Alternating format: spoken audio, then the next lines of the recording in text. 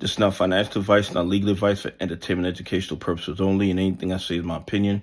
Please don't make any financial decision based on anything I say in these videos. That being said, hit the like button, subscribe button, all that YouTube algorithm stuff so you get the videos I put them out. See what I'm thinking, see I'm analyzing that data. But like I tell every day, the data they release us is false, and then it gives a false narrative of the market so we can make bad trading decisions. Listen, the bad actors naked shorting GME are not going to stop with the FUD.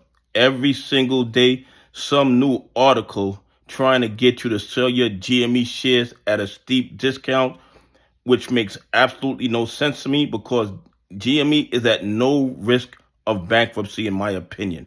And I'm not trying to buy, hold, or sell GME. I'm just telling you that the amount of articles that comes out tells me that the desperation of these naked shorters is getting worse and worse.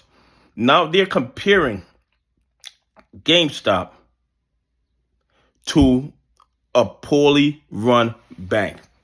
Okay, first of all, most banks only keep between 3 to 10% of cash on hand. Okay, and most of them don't even have that. When the Federal Reserve tried to increase the amount of reserves they're supposed to have, the banks went crazy. You know why? Because they don't have the cash. They don't have the liquidity. And in March of 2020, the Federal Reserve even eliminated all cash reserve requirements, okay? So since 2020, there isn't no real limit. They kind of keep 3 to 10%, but there is no limit. So there's some banks that don't have no reserves at all. And you know why? Because they spent all the money. All the money is gone. And that's why a lot of these banks are hanging on by their fingernails. And that's why Signature Bank and those other banks crashed. Because they don't have any reserves. And when the Federal Reserve tried to increase the reserves they're supposed to have on hand, they couldn't do it because they don't have the cash. Now look at GME. GME market cap is like 8.4 billion, more or less. But they have more than 50% of that in cash. So technically, they're sitting on over 50% in reserve. So if GME was a bank, it would not be a poorly run bank. It would be the best run bank in America. Probably the best run bank in the entire world. So when they compare GME to a poorly run bank, it is exactly the opposite. But this is what the bad actors do.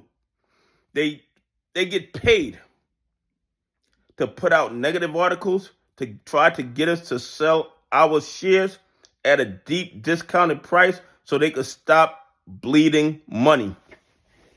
But with AMC and GME, they made a drastic mistake. And I'm not telling you to buy, hold, or sell GME. I'm not telling you to buy, hold, or sell AMC.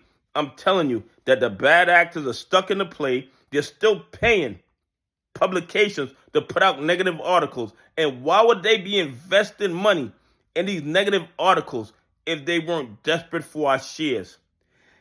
There isn't one bank on this planet that has over 50% cash in reserves. But GME has over 50% cash in reserves, and they said it's a poorly run bank. Anyway, please leave some comments. Tell me what you think. Would you rather have a bank that had 50% in reserve cash or a bank that had 3% in reserve cash? What you think would be a better investment? Anyway, have a great day. God bless, and I appreciate y'all on this journey with me.